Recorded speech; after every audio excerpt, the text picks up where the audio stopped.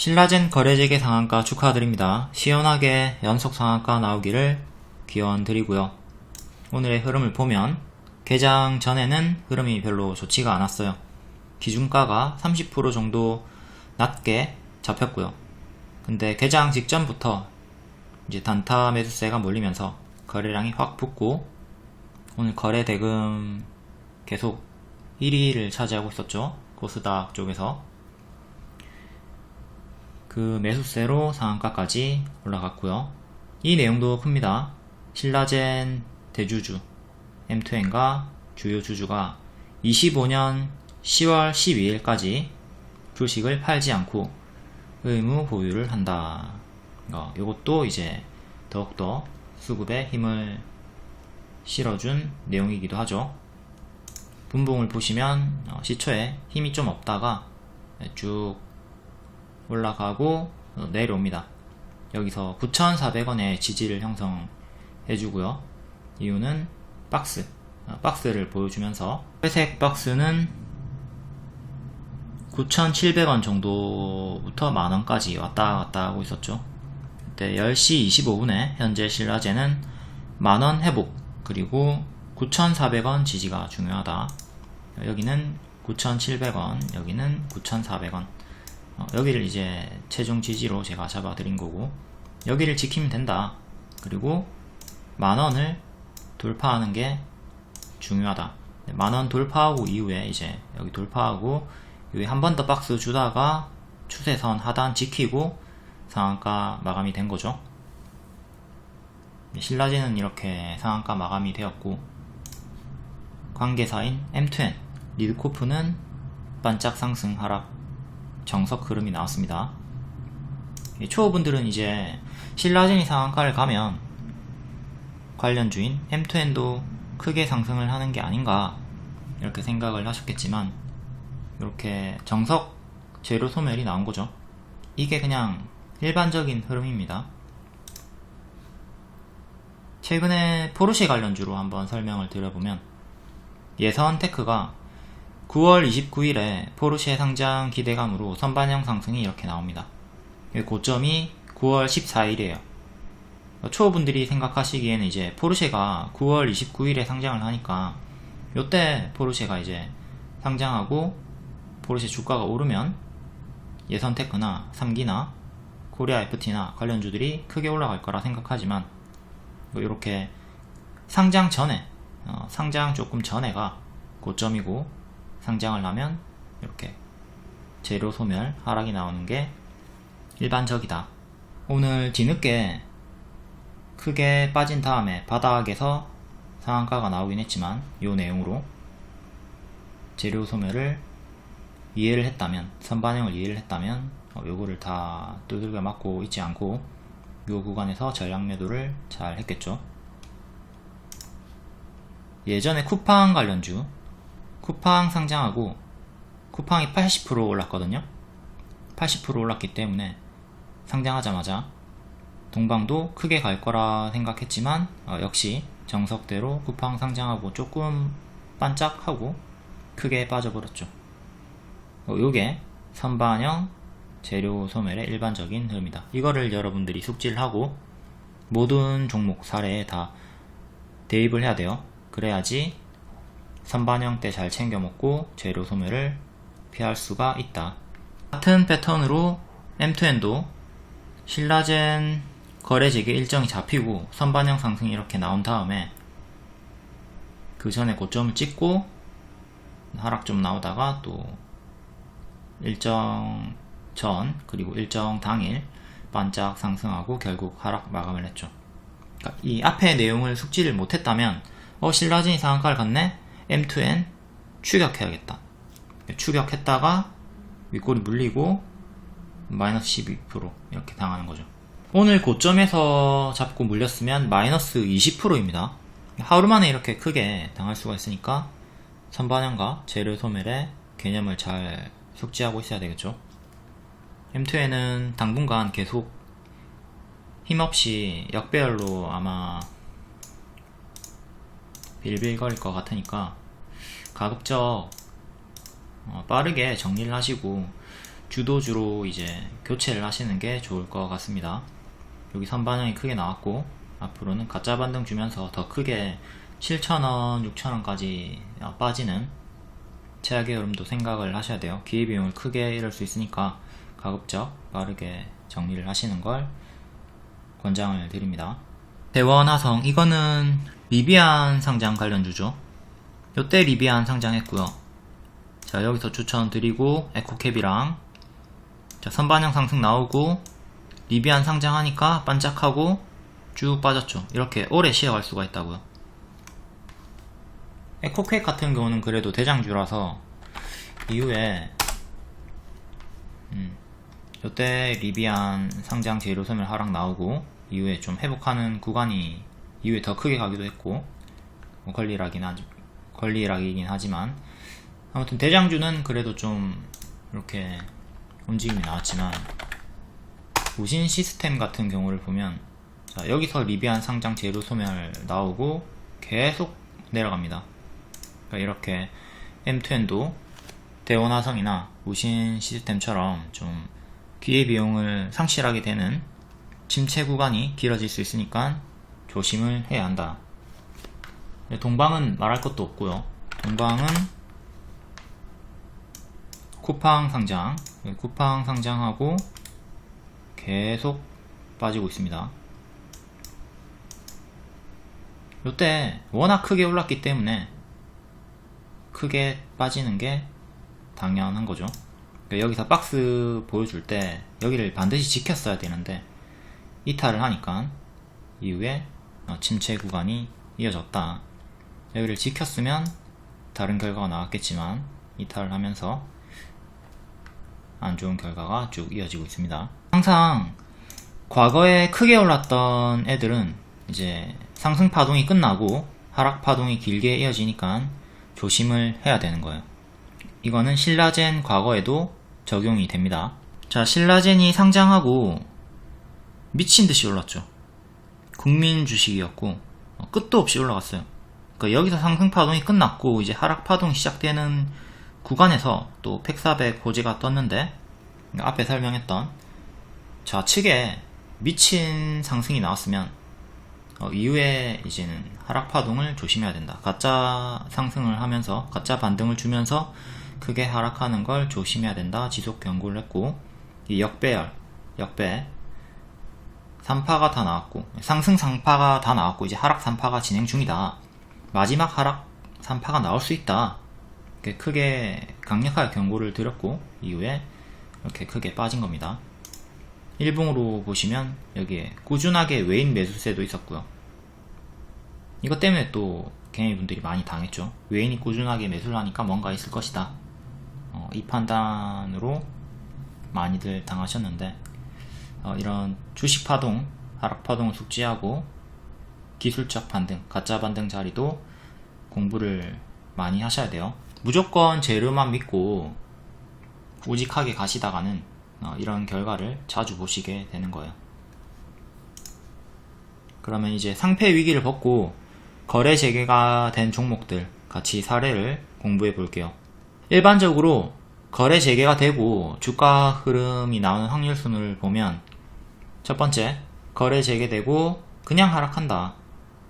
거래 재개됐지만 그냥 일말의 상승도 없이 그냥 하락하는 게 가장 많은 확률을 보여주고 있고요. 가장 큰 확률.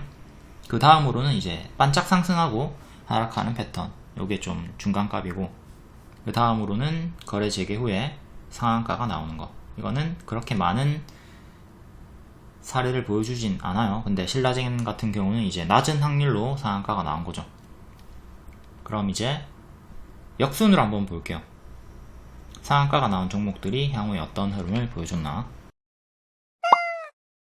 한 30종목 볼 거니까 간략하게 빠르게 볼게요.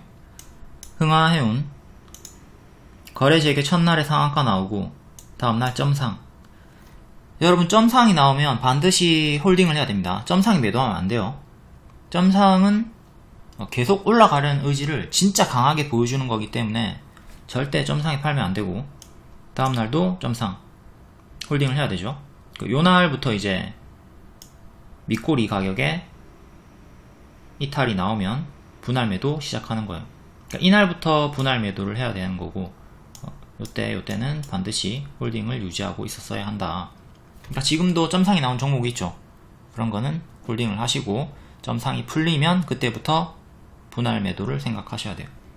그리고 이거 추세 올라갔다가 꺾이는 추세가 나올 때 그때 분할 매도 하는 식으로 정리를 하셔야 최대한으로 수익을 낼 수가 있고요.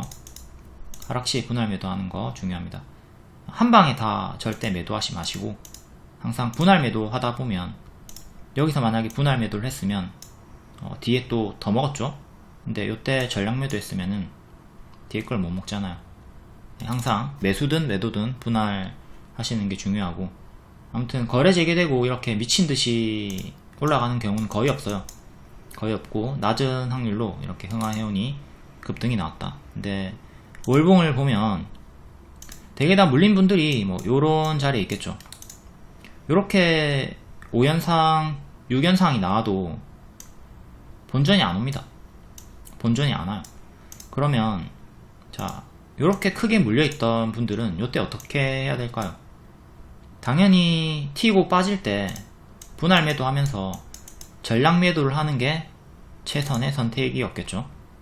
그러니까 지금 계속 들고 있어봤자 계속 주가는 낮아지고 시간 낭비만 하게 되는 거잖아요. 그러니까 요때 매도하는 게 가장 좋았다. 본전이 오지 않았더라도 요때 거래 재개되고 직후 첫날이나 이제 일주일 내로 전량 매도를 하는 게 좋다, 이렇게 볼 수가 있고요. 다음 설고바이오. 설고바이오도 마찬가지입니다. 얘도 5연상 나왔는데 역시 요 구간에 물려있던 분들 본전이 오지 않아도 요때 전량 매도를 했어야 기회비용을 살렸죠. 일봉으로 보면 요때 얘도 상한가 다음 점상 이후에 또 추세 이렇게 나왔고, 쌍봉 이탈로 약간 이런식 쌍봉 이탈로 빠지면서 죽었고요. 요 구간에서 전량 매도를 하는 게 좋다. 자, 본전이 오지 않았는데 계속 여기서 홀딩하고 있을 이유는 없다. 다음 UID 또 월봉부터 얘도 크게 올랐지만 거래 재개되고 60% 올랐지만 역시 본전이 오기에는 택이 없죠. 동일하게 거래 재개가 됐을 때 상한가 다음날 고가 24% 찍고 쭉 빠졌네요. 길게 가져갔으면 결과가 좋지 않았고요. 다음 내추럴 엔도텍, 얘도 국민 주식이었죠. 상한가 점상 3년상 찍고 4거래일째 이제 무너졌고, 역시 이때 매도를 했어야 한다. 월봉을 보시면 자, 대부분 여기 물려 있습니다.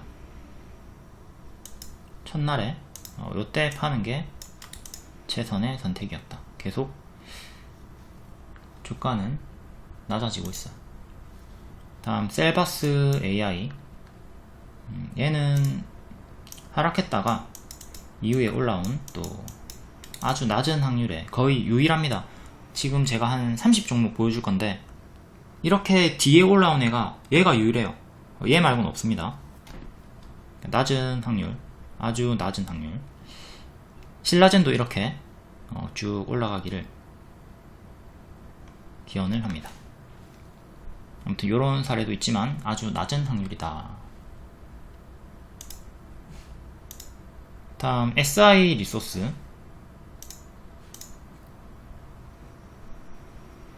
얘는 33% 오르고 뒤에 빠졌고요. 일봉을 보시면 상한가 찍고 다음날 고가 3% 주고 뒤에 쭉 빠졌어요. 그러니까 신라젠이 상한가를 찍었지만 둘째 날에 이렇게 제자리까지 빠지고 이후에 빌빌 거릴 수도 있다는 최악의 흐름도 여러분들이 생각을 하셔야 돼요. 자, 신라젠 상패 당할 때까지 들고 계셨던 분들 최악의 흐름을 생각하지 않았기 때문에 그렇게 된 거잖아요.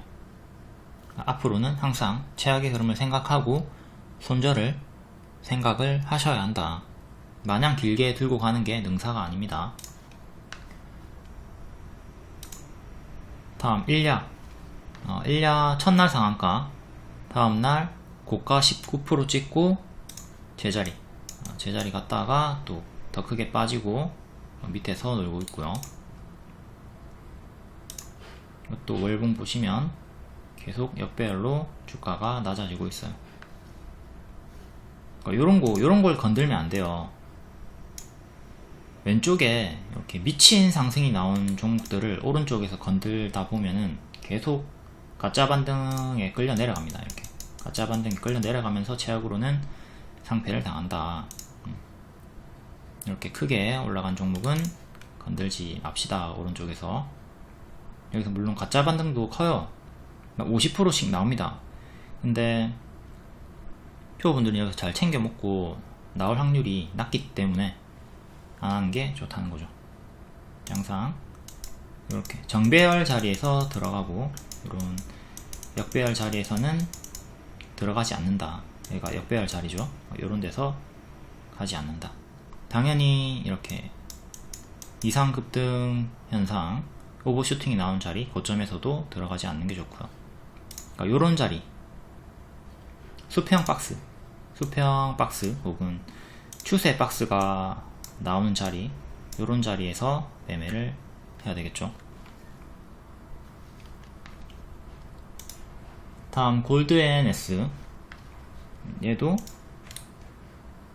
120% 올랐네요. 거래되게 되고, 요때 딱 팔았어야 되죠.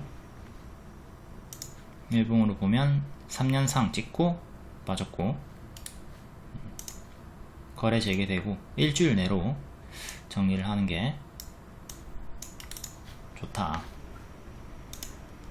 다음 이스트 아시아 홀딩스. 얘는 좀 뒤에 차트를 좀 크게 봐야 되네요.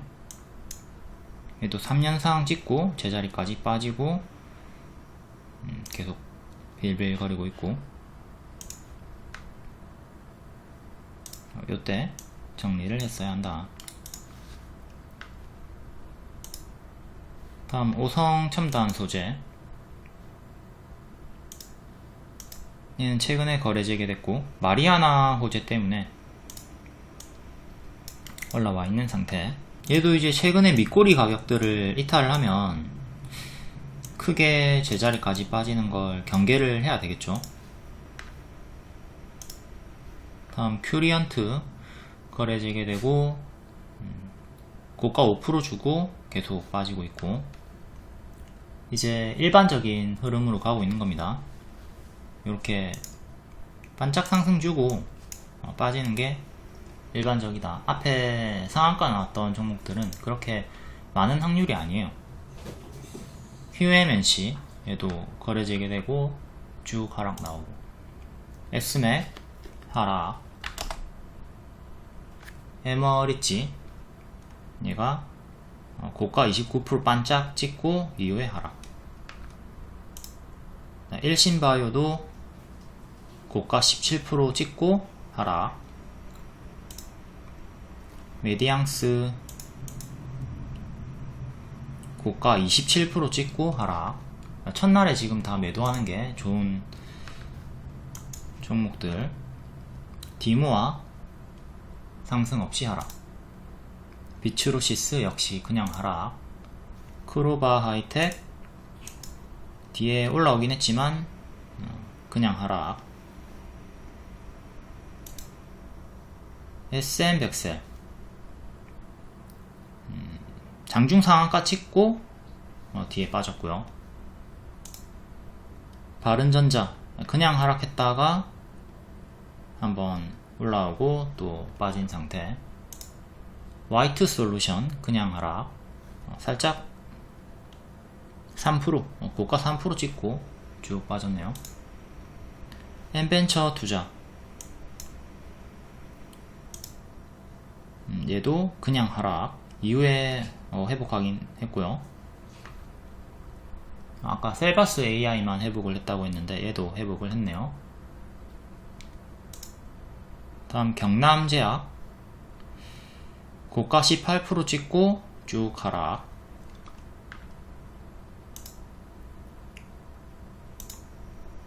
코디 그냥 하락. 셀루메드 고가 24% 찍고 크게 빠졌다가 이후에 올랐다가 또 쭉 빠졌고요. 얘도 국민 주식이었죠.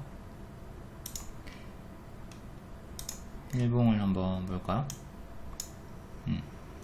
첫날 24% 반짝 찍고 쭉 빠지고 이후에 한번 회복. 뒤엔 주가 하방이 나왔고, 다음 CCS 얘도 그냥 하락이 나왔고요. 이제 한 10종목 더 보면 됩니다. CSA 코스믹 고가 11% 찍고 하락. 우리로 고가 27% 반짝하고 하락. 오스템 임플란트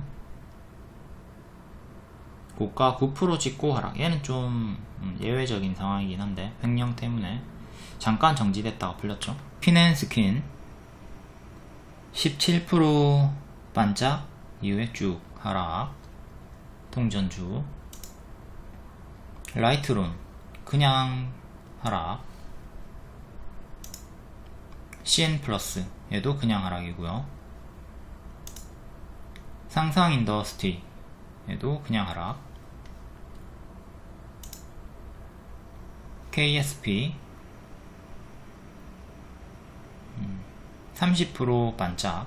첫날에 반짝 상한가 나왔나 보네요. 요때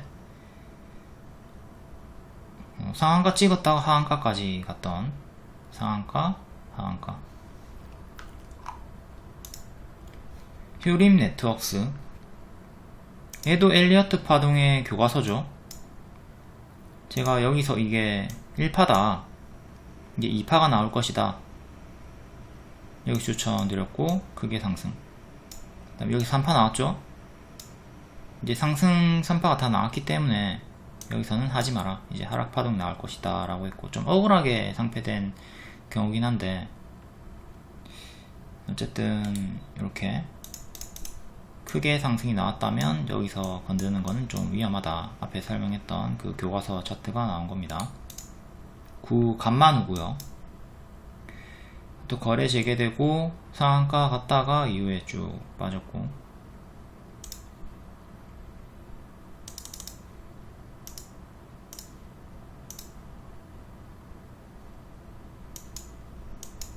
요때네요. 상한가 나오고 반짝 이후에 쭉 빠졌다가 한번 뒤늦게, 아주 뒤늦게 회복이 좀 나왔다가 빠졌고.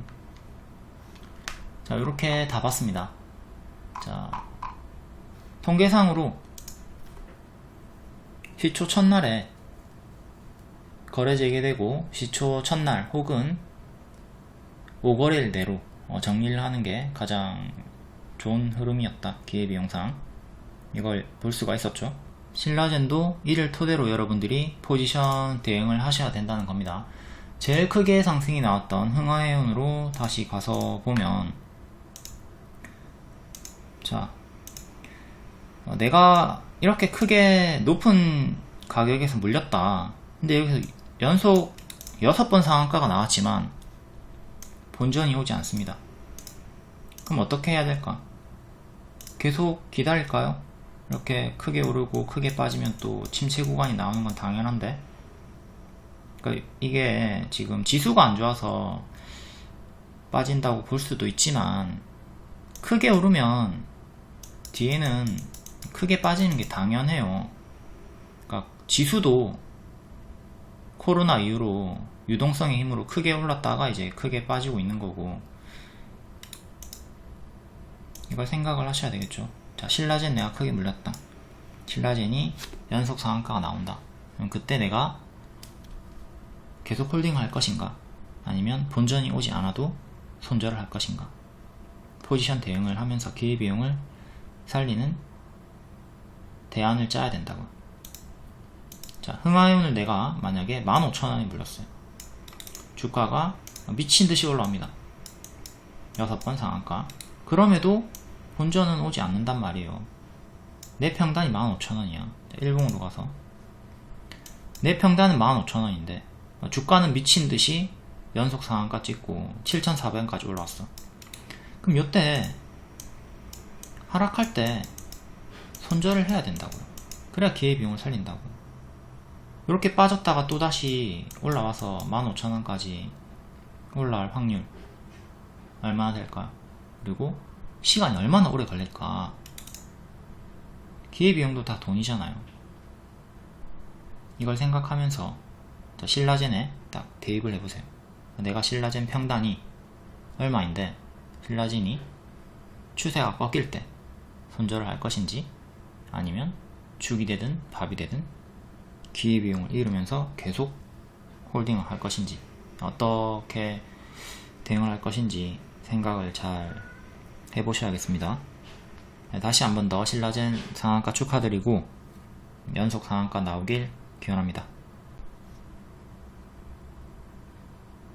양지사 단기에 100%, 화천기계 단기에 65%, 소카 단기에 40%. 이거는 무료 추천주였고요.